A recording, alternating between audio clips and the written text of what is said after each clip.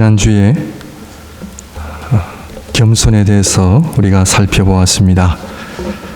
신앙은 하나님의 전적인 은혜와 동시에 인간의 반응, 참여가 요구되어짐을 말씀드렸습니다. 그러므로 하나님의 나라도 동일한 원리를 지니고 있습니다.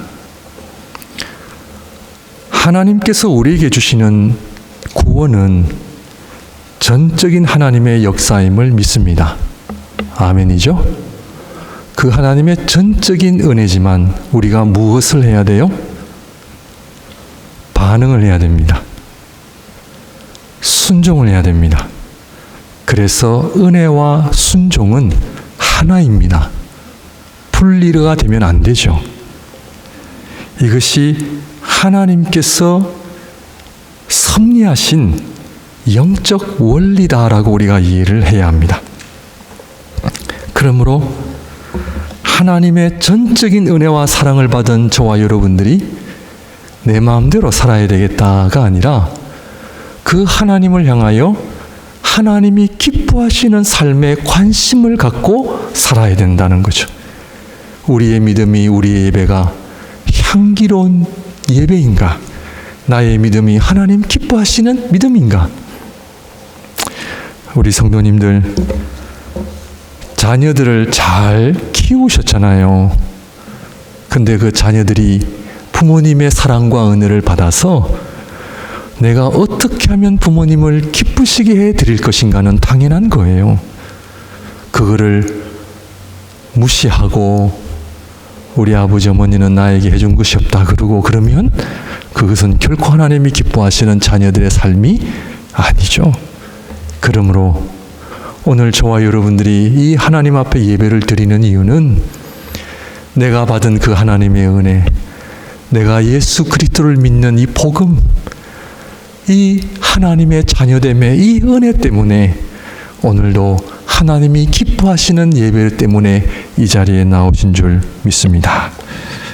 그래서 초기 교회에서도 하나님 앞에 아름다운 믿음을 이렇게 표현을 했습니다.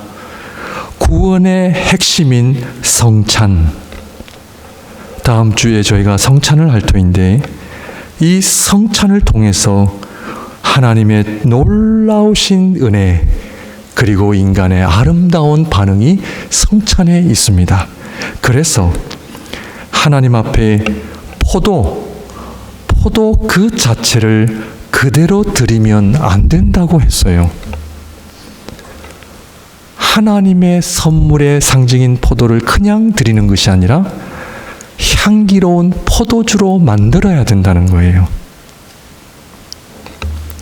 하나님 앞에 그 보리가루, 밀가루도 그냥 드리는 것이 아니라 하나님이 기뻐하시는 맛있는 빵을 만들어 드리는 것이 하나님의 섭리라는 거예요.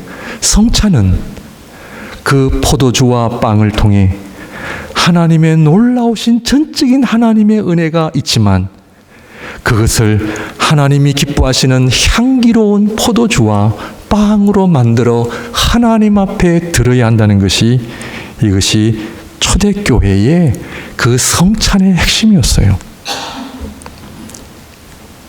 그러므로 하나님의 전적인 사랑, 우리는 그 하나님을 향하여 다시 한번 그 사랑으로 기쁨을 드리는 삶,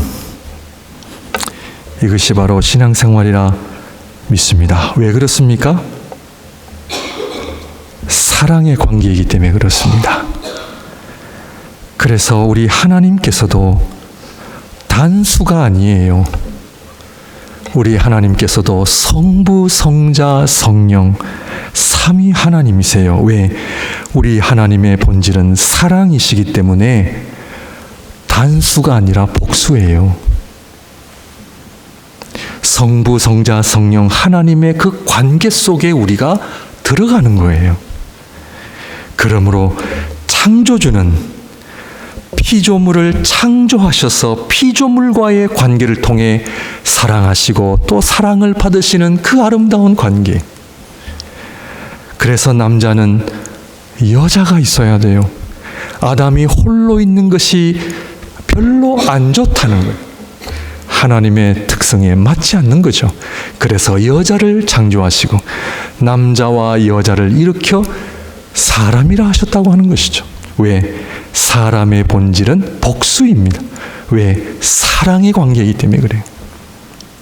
남편은 아내, 그리스도는 교회. 그러면 나는 무엇입니까? 이웃이에요, 이웃. 그래서 나라는 존재가 범위가 가장 넓습니다. 이웃. 이웃은 누구입니까? 내 옆집에 사는 사람들이 이웃입니까? 아니죠. 복음서에 보면 그 이웃의 범위를 우리 주님 넓히셨거든요. 우리 이웃이 누굽니까? 세상 모든 열방들이 우리들의 이웃이에요. 그러므로 하나님 앞에 피조물로서의 가장 아름다운 모습, 하나님께 향기로운 모습이 뭐다? 겸손이다 하는 것입니다. 그러므로 마태복음 11장 29절에 보시면, 우리 앞에 스크린 띄워주시면, 나는 마음이 온유하고 겸손하니 나의 멍에를 메고 내게 배우라. 그리하면 너희 마음이 쉼을 얻으리니. 이 말씀은 우리 주님께서 하신 말씀이신데 하나님의 아들로서 말씀하신 거예요. 하나님의 아들로서 하나님 아버지 앞에서 우리 모든 인간들에게 보여주시는 아주 모델과 같은 모습이 뭐다? 겸손이라는. 그 겸손이 하나님 아버지를 가장 기쁘시게 해 드린다라는 겁니다. 그러므로 사랑하는 성도님들, 겸손의 삶을 사시기를 바랍니다. 겸손은 하나님 앞에 향기로운 예배요, 제사요, 삶인 줄 믿습니다. 정말 한번 하나님의 은혜를, 하나님의 복을 겸손을 통해 풍성하게 누리시기를 바랍니다. 그러면 지난 시간에 겸손은 무엇인가? 그것은 바로 하나님 앞에 나아가 하나님과 씨름하는 것임을 말씀드렸습니다. 하나님 앞에 가까이 가야 내 믿음을 알 수 있고 하나님 앞에 가까이 가야 하나님의 뜻을 알 수 있음을 말씀드렸습니다. 하나님 앞에 가까이 나아가야 복을 받습니다. 아멘이십니까? 네, 가까이 가야 됩니다. 하나님 앞에 가까이 가야. 우리 자식들도 부모 앞에 가까이 가는 자녀들이 복을 받잖아요. 그렇지 않습니까? 가까이 갈 때 은혜가 있고 복이 있습니다. 교회를 위해서가 아니라 내가 복을 받기 위해서라도 하나님 앞에 가까이 나가야 됩니다. 하나님 앞에 가까이 나아갈 때 하나님을 마음을 알게 되고 하나님의 뜻을 알게 된다 하는 것이. 그래서 야곱으로 살지 말고 이스라엘로 살아라 말씀하셨습니다. 그것은 곧 하나님의 사람으로 살아라 그런 의미이기도 하죠. 오늘 본문은 하나님의 사람으로 산다는 것은 무엇을 의미하는가? 그것은 바로 하나님 앞에 예배자로 살아간다라는 의미입니다. 오늘 하나님께서 야곱에게 나타나셔서 베델로 다시 돌아가라 그 말씀은 베델은 예배의 자리였거든요. 예배의 자리로 다시 네가 돌아가라. 베델로 올라가서 제단을 쌓아라. 오늘 1절 말씀입니다.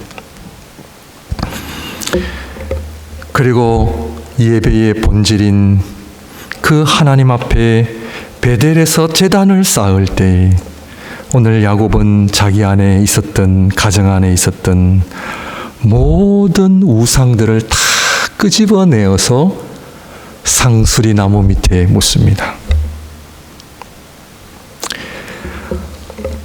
사랑하는 성도 여러분, 예배의 본질이 무엇입니까? 예배의 본질을 모르시면 신앙생활을 잘 하실 수가 없습니다.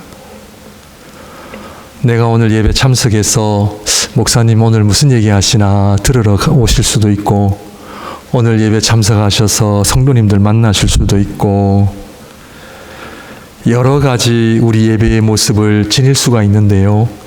다 포함합니다. 뭐 그런 거 하지 말라는 얘기가 아니라 예배의 본질은 오늘 하나님께서 야곱에게 하신 말씀처럼 네 안에 있는, 네 가정 안에 있는, 네 삶에 있는 우상들을 다 끄집어내는 거예요. 신앙생활은 한마디로 먼지털이를 하는 거예요. 교회 안에, 교회의 직분 중에 가장 중요한 직분이 뭔지 아십니까? 목회자도 아니요. 교회의 직분에 가장 중요한 직분이 집사예요, 집사. 네. 디컨.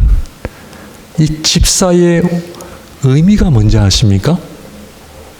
먼지를 터는 사람이에요. 교회 구석구석 보십시오. 먼지가 얼마나 많은지 모릅니다. 아마 이 교회도 청소를 잘 안 한 것 같아요. 저기 부엌이나 어디 가면은 막 먼지가 많잖아요. 교회의 본질은 먼지를 트는데 교회 구석구석 먼지를 정리하는 것이 아니라 하나님이 가장 기뻐하시는 예배자는 나의 영혼의 먼지를 트는 사람입니다. 그거를 예배 시간에 볼 수 있어야 됩니다. 하나님 앞에 나올 때 내 삶에 때 묻은 거 다 먼지를 털어서 정결하게 해야 되는 거예요. 그래서 집사가 너무나 중요하고 모든 직분이 집사에서 출발해요. 집사님들이 헌신한 분들이 목회자였어요. 초대교회는. 그 집사가 된다는 것은 그 교회의 거의 목회자 수준이었어요. 일반 성도들이었습니다. 그러므로 집사 직분을 받으신 분들 엄청난 사명이 있다는 것을 잘 아시길 바랍니다.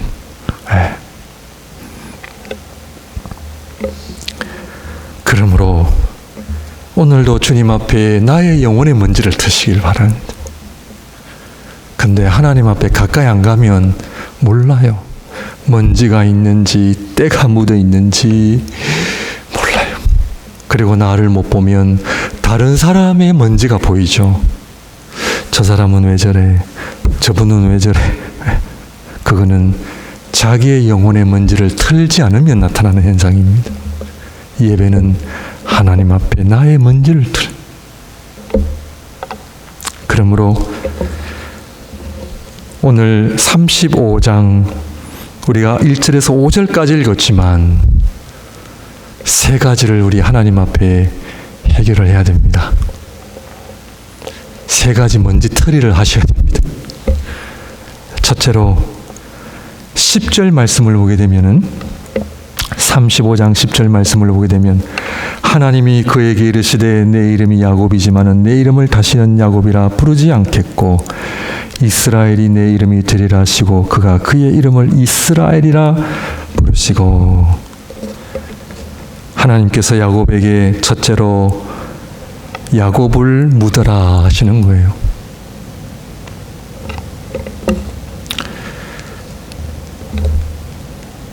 신앙생활의 본질은 내가 죽는 거예요.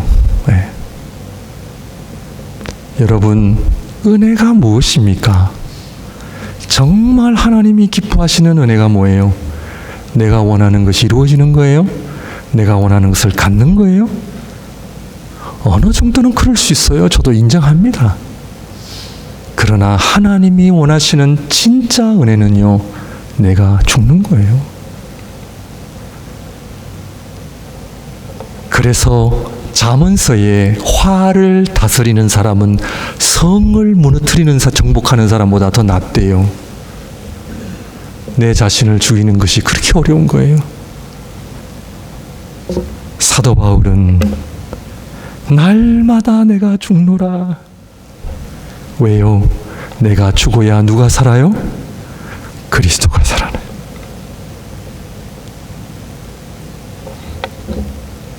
가정 안에서 우리 사랑하는 남편 되시는 분들,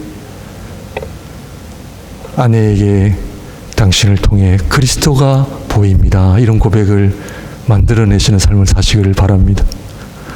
아니면 아내가 아직도 살아있네 그러시면 안 돼. 살아있으면 안 돼. 죽어야 됩니다. 내가 죽는다는 의미는 주의 영광을 위해 내가 살아야 돼요. 그런데 대부분, 저를 포함하여 대부분 하나님의 영광보다는 다 내 기준이에요. 내 기준. 내가 마음에 안 들면 하나님의 은혜도 없고, 내가 그냥 싫으면 주님의 몸된 교회도 없고, 다 내가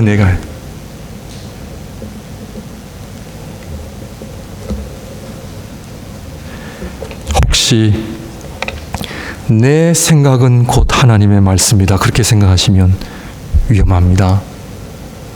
내 생각은 곧 하나님의 영광과 같다. 아주 위험한 생각입니다. 저도 마찬가지입니다. 하나님의 영광은 내가 죽는 거예요. 야곱아, 야곱을 묻어라. 야곱 묻어야 돼요.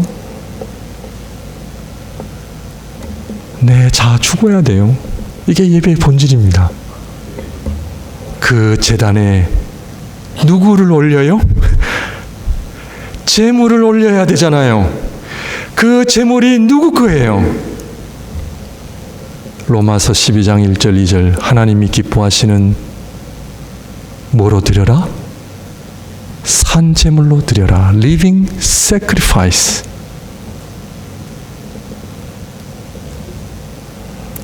그 제물은 우리 주님이 먼저 제물이 되셨기 때문에 우리가 제물이 될 수 있는 거예요. 하나님의 아들께서 나를 위해 먼저 제물이 되셨어요. 그래서 우리 주님은 빌라도 앞에서도 침묵하신 거예요. 겟세마네 동산에서도 나의 원대로 마옵시고 아버지의 뜻대로 하옵소서. 왜요? 우리에게 죽는 모습을 보여주시는 거예요. 빌라도 법정 앞에서 다 불법이잖아요. 다 엉터리잖아요. 그러나 그거 주님 따지지 않으셨어요. 내가 가야 할 길은 십자가의 길이기 때문에 다 받아들이신 거예요. 그것이 바로 하나님의 영광을 구하는 길이기 때문에 그런 거죠. 사랑하는 성도 여러분, 오늘날 우리 한국 교회 안에 은혜에 대한 잘못된 개념 우리가 고쳐나가야 돼요. 그는 내가 좋고 싫고가 아니에요. 하나님의 영광, 하나님의 뜻 앞에 내가 십자가를 지는 마음으로 갈 때에 하나님 영광 받으십니다. 아멘입니까? 아멘이죠. 어려운 말씀이라 아멘이 힘드시죠? 네. 두 번째, 창세기 35장 8절입니다. 리브가의 유모 드보라가 죽음에 그를 베들 아래에 있는 상수리 나무 밑에 장사하고 그 나무 이름을 알론 바굿이라 불렀더라. 야곱은 유모를 장사 지냅니다. 형을 피하고 도망을 집을 떠난 후 야곱은 다시는 사라 생전 어머니를 보지 못했습니다. 야곱 곁에는 늘 유모가 옆에 있었습니다. 드보라는 어머니와 같은 존재였죠. 한마디로 야곱의 응석을 받아준 존재였죠. 하나님께서는 유모 드보라의 죽음을 통해 야곱을 향해 야곱아 더 이상 영적 응석구르기로 살지 마라 라는 말씀입니다. 사랑하는 성도 여러분, 내가 죽으면 둘째로 일어나는 현상이 내 안에 성장하지 않는 어린아이와 같은 모습들 버려야 합니다. 내가 하나님 앞에 응석구르기인지 아닌지 점검하시기를 바랍니다. 어린아이의 모습 버리셔야 합니다. 지난번에 저희 어머니 뵈면서 저희 어머니 82살이시신데 아직도 소녀 같으세요. 왜 소녀 같으시냐면 상대방을 전혀 고려하지 않고 말씀하시거든요. 필터가 안 되십니다. 어머니 좀 가려서 말씀하시죠. 그러면 야, 그래도 나는 뒤끝은 없다. 어머니는 뒤끝 없으시지만 들으시는 분은 엄청 힘들어 하십니다. 이 설교 저희 어머니가 안 들으시기를 간절히 바라고, 우리 안에 영적 어린아이, 이거 해결하셔야 돼요.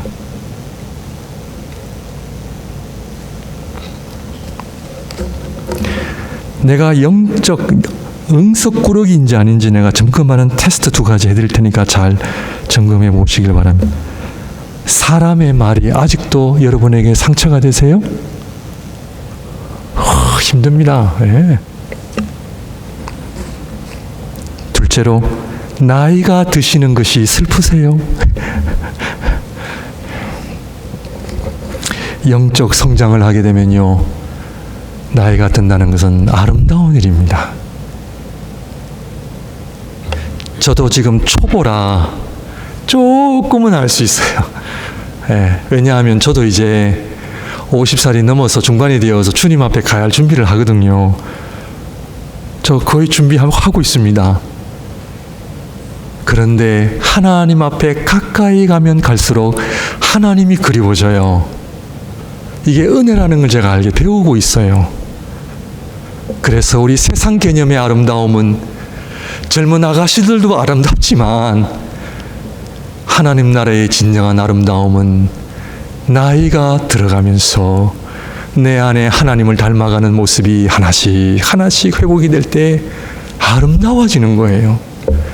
그리고 하나님을 보고 싶어 하게 되고요, 하나님을 그리워하게 돼요. 그래서 하나님을 갈망하게 되고요, 내 안에 영적 믿음의 무게가 점점점 더해가게 되는 거예요. 옆에 있는 사람이 던지는 말 한마디에 내 인생 무너지고 상처받고 그러면요, 하나님 앞에 영적 성장할 수 없습니다.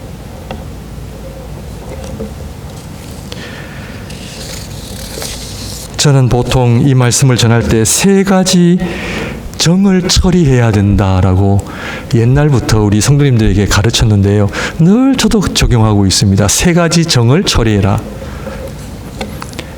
첫째, 감정을 처리하셔야 됩니다. 감정 중심의 삶을 사시면 안 됩니다. 감정에 따라 우울해지고, 감정에 따라 밝아지고, 감정에 따라 처신하는 것 위험한 삶이죠. 감정을 잘 처리하시기를 바랍니다. 감정이 중요하지 않다는 것이 아니라 감정이 저와 여러분들을 지배하면 하나님께 기쁨을 드릴 수가 없어요. 둘째, 인정입니다. 인정. 사람들이 인정해주면 어깨에 힘이 들어가고, 사람들이 인정 안 해주면 좌절하고 실망하는 것, 이것도 해결하셔야 됩니다. 우리는 사람들의 인정으로 먹고 사는 존재가 아니라 하나님의 사랑으로 살아가는 존재예요. 사람이 나를 인정하든 안 하든 중요하지 않아요. 내가 하나님 앞에 말씀으로 살아가야 돼. 사람들의 인정을 그리워하기 시작하면요, 우리는요, 눈치 보기 시작해요. 우리 하나님의 백성들은 눈치 보는 사람들이 아니에요.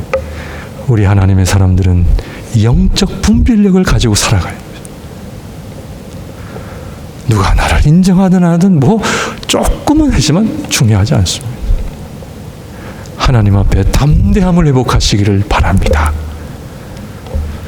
세 번째, 동정. 십자가를 지고 올라가실 때에 여인들이 예수님을 향하여 울었죠.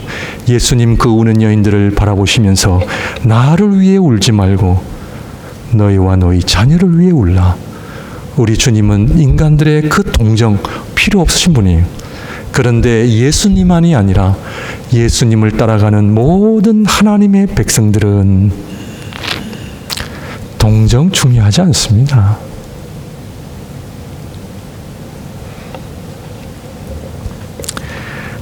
하나님께서 우리에게 뜻하지 않는 광야를 허락하시는 이유는 광야에서 감정, 인정, 동정 이거 해결하라고 광야가 존재하는 겁니다. 이것이 잘 해결이 안 되면요, 광야 또 옵니다. 늘 같은 문제입니다. 같은 실수하게 되고요. 늘 같은 배우만 다르지 똑같은 시나리오예요. 그 원리를 알고 우리가 살아야 되죠. 그러므로 하나님 앞에 우리 사랑하는 목양의 모든 성도님들 어린아이의 모습을 다 버리시길 바랍니다. 유머를 묻으셔야 돼. 마지막으로 창세기 35장 16절에서 19절 말씀입니다. 세 번째는 누가 죽습니까? 라헬이 죽어요. 야곱은 자신을 묻고 유모 드보라를 묻고 마지막으로 라헬, 너무나 사랑했던 아내 라헬을 장사 지냅니다.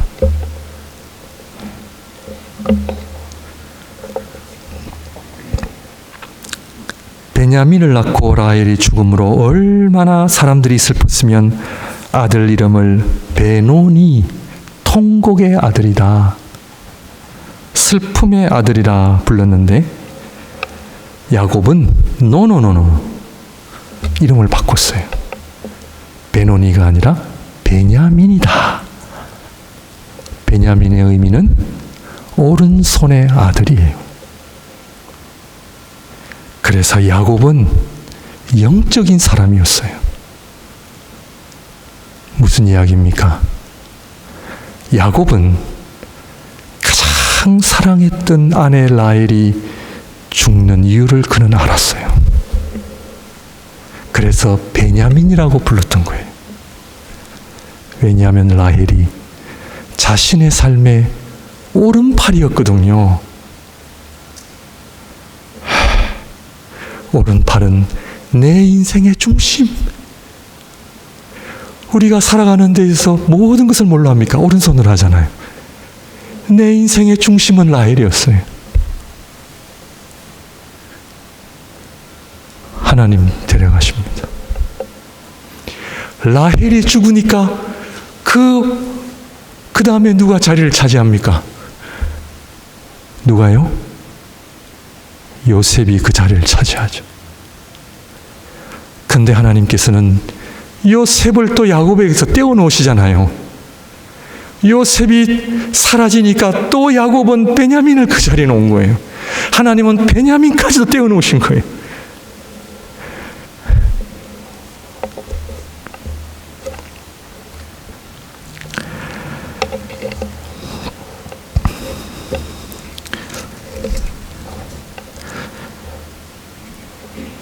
왜요? 하나님께서 왜 그렇게 사랑했던 아내를 하나님 데려가셨을까요?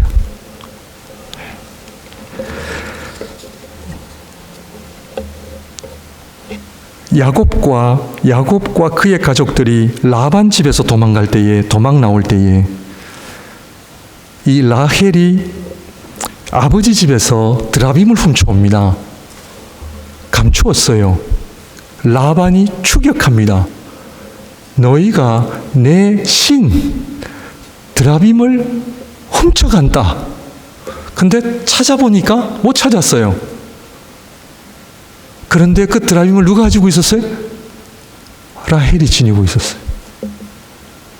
꼭꼭 숨기고 있다가 오늘 야곱이 베델로 올라가면서 그 집안 안에 있었던 모든 우상들을 정리해 보니까 드라빔이 라헬에게서 발견된 것을 야곱이 알았어요. 근데 야곱이 뭐라 그랬어요? 라반에게 누구든지 그 드라빔이 발견된 자는 죽음을 면치 못할 것이라고 장담한 거거든.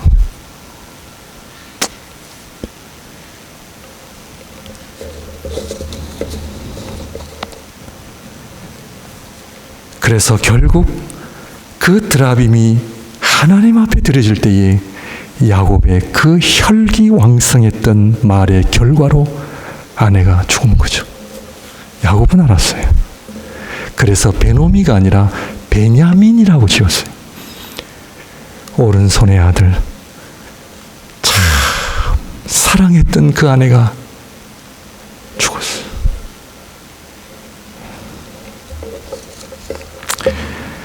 말씀을 정리하겠습니다. 사랑하는 성도 여러분, 하나님께서 왜 우리가 가장 좋아하는 것을 빼앗아 가십니까? 그것은 하나님이 우리를 너무나 사랑하시기 때문에, 너무나 사랑하시기 때문에 그래요. 야곱은 끝까지 놓지 않아요. 라헬, 요셉, 베냐민. 창세기 마지막이 야곱의 죽음으로 창세기가 끝나죠. 창세기는 아브라함의 이야기보다 어떻게 보면 야곱의 이야기가 제일 많이 등장합니다. 야곱의 이야기를 통해 하나님의 백성들이 하나님 앞에서 내려놓아야 할 것들, 하나님의 백성이 되는 그 영적 성장의 중요성을 야곱은 하나씩 떠나보내면서 그는 하나님의 아름다운 믿음으로 우뚝 서게 됩니다. 사랑하는 성도님들, 여러분의 오른손에는 뭐가 있습니까? 물질입니까? 자식입니까? 자존심입니까?